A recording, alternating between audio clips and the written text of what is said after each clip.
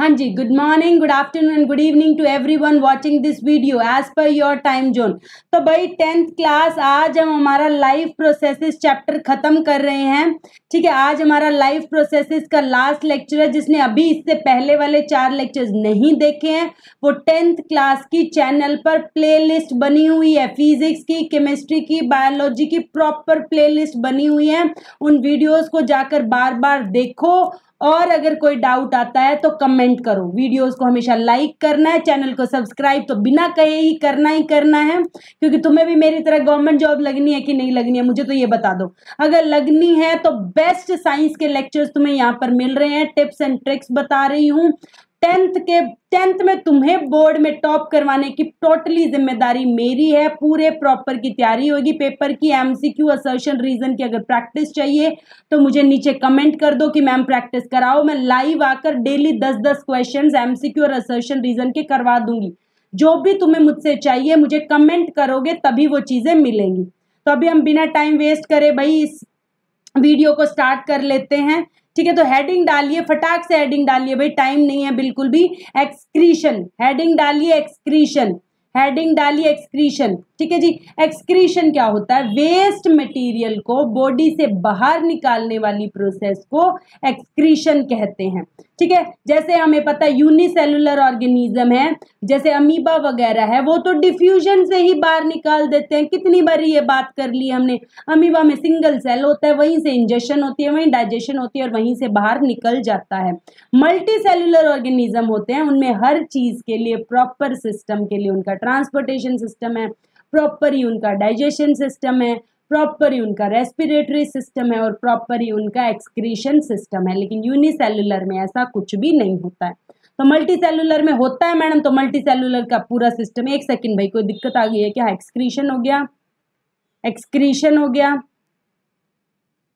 चलिए, excretion in human beings. ठीक है, कोई दिक्कत आ गई होगी एक स्लाइड में। चलिए एक सेकंड, हाँ जी, एक स्लाइड ऊपर नीचे हो गई थी भाई। ठीक है, कोई दिक्कत नहीं, एक्सक्रीशन हो गया। उसके बाद चलते हैं excretion in human beings. Excretion in human beings. आज क्या हो रहा है भाई, वीडियो में इतने ग्लिच क्यों आ रहे हैं? ठीक है, वीडियो में इतने ग्लिच क्यों आ रहे हैं? ठीक है, चलिए एक मिनट मेरा पेन कहाँ चला गया? क्या हो रहा है आज भाई, अपने आप ये हैंग हो गया क्या सिस्टम? चलिए रेड ले लेते हैं। ठीक है, एक्सक्रीशन इन ह्यूमन बींग्स, फटाफट खत्म करते हैं भाई, लास्ट लेक्चर है। खुद चैप्टर कह रहा है बस करो, कितना पढ़ाओगे मैम? ठीक है, तो हमारे पास 2 किडनीज होती है, फटाफट पढ़ते हैं भाई। 2 किडनीज होती है, किडनी के अंदर नेफ्रॉन्स होते हैं, बताया हुआ है। किडनी बीन टाइप की होती है, पीछे की तरफ होती है, ये बात पता है ना? किडनी आगे नहीं होती है, पीछे होती है। अभी यहाँ एब्डोमेन कैविटी के पीछे, यहाँ पे पीछे वाली साइड। ठीक है, पता नहीं दिख रहा है कि नहीं दिख रहा है वीडियो में, पीछे होती है, बैक साइड में यहाँ पे।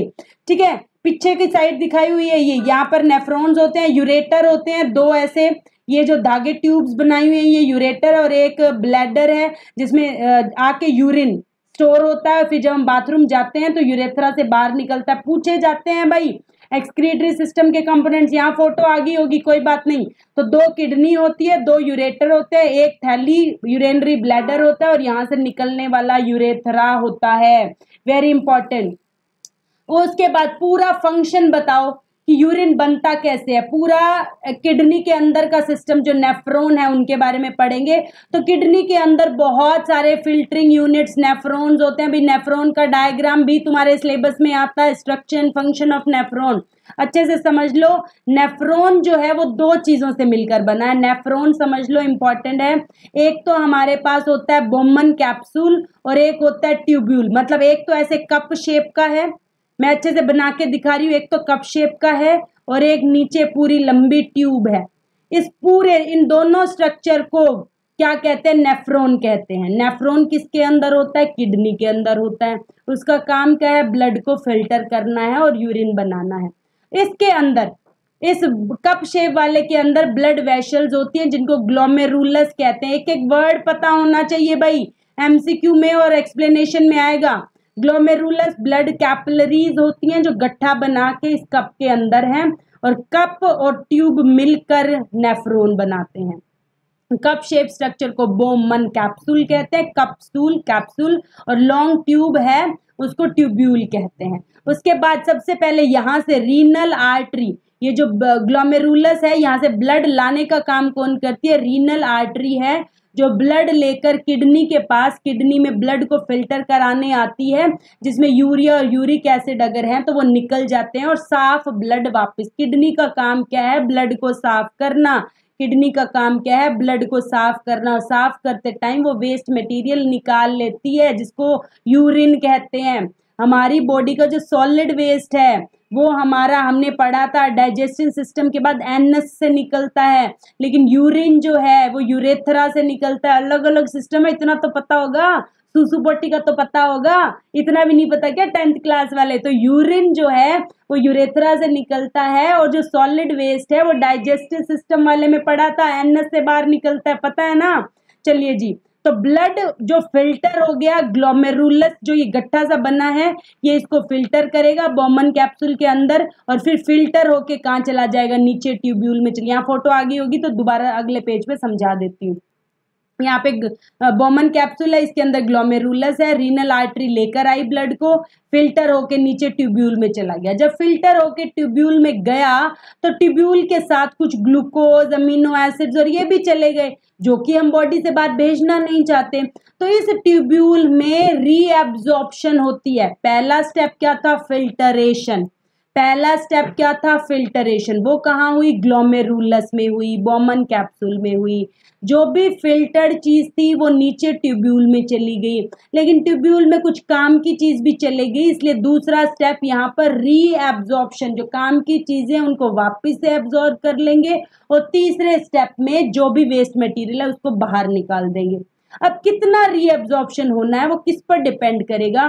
कि हमारी बॉडी में कितना पानी है। अगर हम बहुत ज्यादा पानी पीते हैं तो व्हाइट कलर का यूरिन आता है, क्योंकि पानी निकल सकता है बाहर। अगर हमने पूरे दिन में पानी नहीं पिया तो तुमने नोटिस करा होगा, हमारा जो सुसु है, जो यूरिन है, वो येलो कलर का आता है, मतलब वो यूरिक एसिड, यूरिया ही सब बाहर निकला है, पानी वापस से रीएब्जॉर्ब हो गया।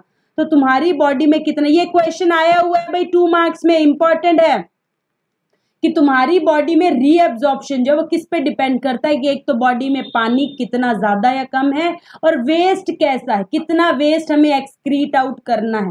ठीक है, how much nitrogen need to be excrete, क्योंकि ऑब्वियसली वेस्ट तो सारा करना ही है, अमोनिया या फिर जो ग्लूकोज वगैरह या कुछ पानी एक्सेस वाटर वो तो रीएब्जॉर्ब हो जाएगा। So some flowing tubule in the urine get collected in the collecting duct। जो सारा collected urine है, मतलब जो सब कुछ हमने देख लिया कि काम का नहीं है, तो वो कहाँ चला गया? कलेक्टिंग डक्ट में चला गया है। कलेक्टिंग डक्ट आगे यूरेटर से, वो 2 दिखाए थे ना, यूरेटर से फिर आगे यूरेनरी ब्लैडर, एक थैली है जो स्टोर करती है यूरिन को, हम स्टोर कर सकते हैं ना। फिर जब बाथरूम जाते हैं तभी हम अपनी इसको कंट्रोल कर सकते हैं, जब चाहे। जैसे हमें बाथरूम आया तो हमें पहले ही पता चल जाता है, तो फिर हम बाथरूम जाके कर सकते हैं। बड़े बच्चे होते हैं वो अंदर थोड़ी करते हैं सुसु, छोटे बच्चे करते हैं ना, क्योंकि उनको अभी तक पता नहीं होता है।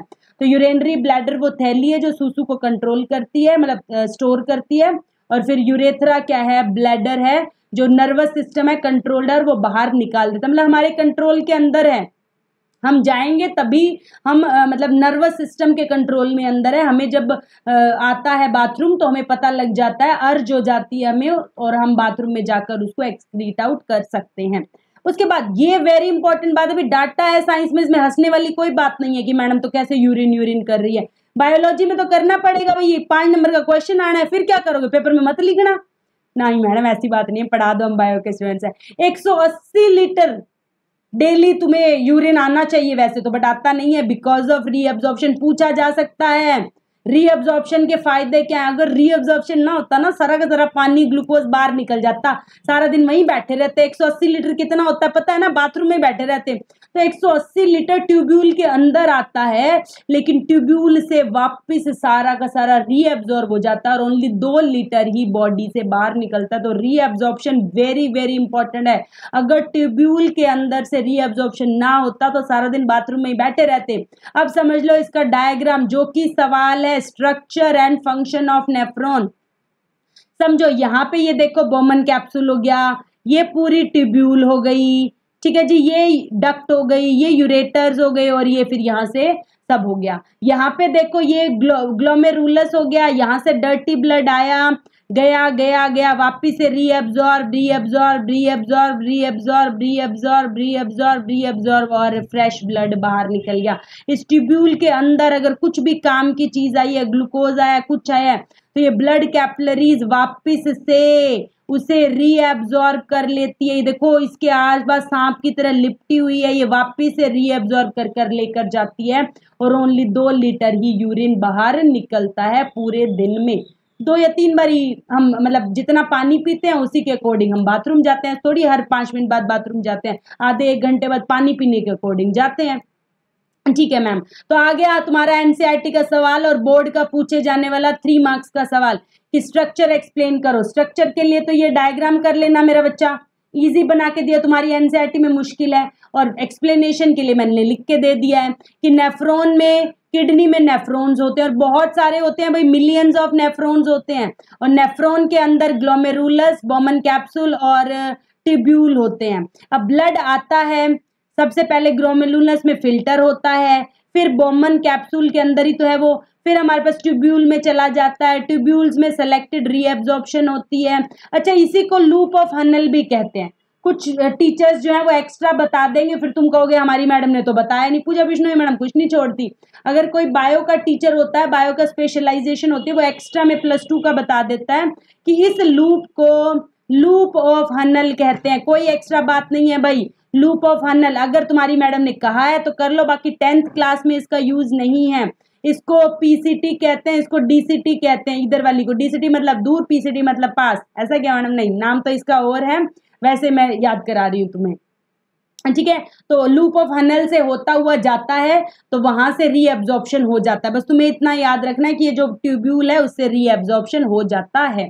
उसके बाद फ्यूल डिस्टेंट ट्यूब्यूल में, डिस्टेंट ट्यूब्यूल मतलब है जो ट्यूब्यूल दूर की तरफ है, पास की तरफ थी उसमें से तो फिल्टर होके गया, लूप ऑफ हनल से रीअब्जॉर्ब हो गया और डिस्टल से वापस से कनेक्टिंग डक्ट में चला गया है। तुम्हें अगर ये बातें समझ में नहीं आ रही है तो जो पहले इजी करा है वो कर लो, इसमें क्या है। एक्स्ट्रा बताना भी तो जरूरी है, अगर किसी स्कूल में एक्स्ट्रा बताया जा रहा है तो वो बताना भी तो जरूरी है ना। बाकी एनसीईआरटी से बाहर नहीं आता है, फाइनल पेपर में ये चीजें नहीं आती हैं। फिर से कह रही हूँ, यूरिन हमारे पास यूरेटर के थ्रू यूरेनरी ब्लैडर में स्टोर हो जाता है और फिर यूरेथ्रा से जब हम बाथरूम में जाते हैं बाहर निकल जाता है। ये वेरी इंपॉर्टेंट सवाल है भाई। यूरिन का अमाउंट कैसे रेगुलेट होता है? मतलब 180 लीटर निकलना था, निकलता 2 लीटर ही है। ये रीएब्जॉर्प्शन की वजह से कंट्रोल होता है।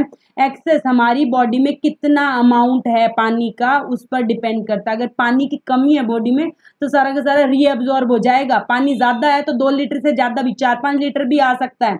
तुम कितना पानी पीते हो उस पर डिपेंड करता है। ADH ये +2 में कराऊंगी भाई, एक्स्ट्रा है। ADH का वर्ड यूज करने की 10th में जरूरत नहीं है। कुछ हार्मोन्स होते हैं वो भी यूरिन के रेगुलेशन को कंट्रोल करते हैं। हमारी बॉडी में हार्मोनल बैलेंस होता है, +2 में बायो में पढ़ाया जाएगा। उसके बाद 2 नंबर में ये भाई अभी पिछले साल या उससे पिछले साल ही होमोडायलिसिस 1 आध नंबर में पूछा गया था। कई बार हमारी किडनी खराब हो जाती है। अब किडनी खराब हो गई तो वेस्ट मटेरियल बाहर कैसे निकलेगा? कौन ब्लड को फिल्टर करेगा? कोई नहीं करेगा। तो हम क्या करते हैं, पूरा का पूरा ब्लड आर्टरी से बाहर निकालते हैं और वापस से डाला जाता है वेन में। पूरा का पूरा किडनी वाला काम जो है बाहर एक आर्टिफिशियल मशीन से कराया जाता है, जिसको आर्टिफिशियल किडनी कहते हैं, जिसको होमोडायलिसिस कहते हैं। बट इस पर हम कितने के दिन रखेंगे किसी इंसान को? किसी इंसान को मशीनों पर ये तो पूरे दिन ही रखना पड़ेगा और पूरे दिन 180 लीटर, क्योंकि यहाँ पे रीअब्जॉर्प्शन तो होती नहीं है सारा दिन, वो तो क्या है बोतल ही भरती रहती है, तो इसमें बहुत खर्चा है। इसलिए कई लोग किडनी ट्रांसप्लांट भी कराते हैं, वो भी सक्सेसफुल नहीं होता है कईयों का। तो फिर बस क्या ही कहें, फिर तो पूरे ही हो जाते हैं भगवान को। ठीक है, तो अपनी किडनी विडनी का ध्यान रखो भाई, अच्छा खाओ पियो, ऐसे नौबत ना ही आए भगवान की दया से किसी की किडनी खराब ना हो, किसी का कुछ भी खराब ना हो। सब मेरे बच्चे हेल्दी रहें, उनके पेरेंट्स हेल्दी रहें और सब दुनिया में हेल्दी रहें। और हेल्दी चीजें करो भाई, अच्छा अच्छा पढ़ो, अच्छा अच्छा खाओ, अच्छी अच्छी बातें करो, हेल्दी अपने आप ही रहोगे, खुश रहो। ठीक है, और मेरे लेक्चर्स देखते रहो मोटिवेशन के लिए, बस और क्या चाहिए।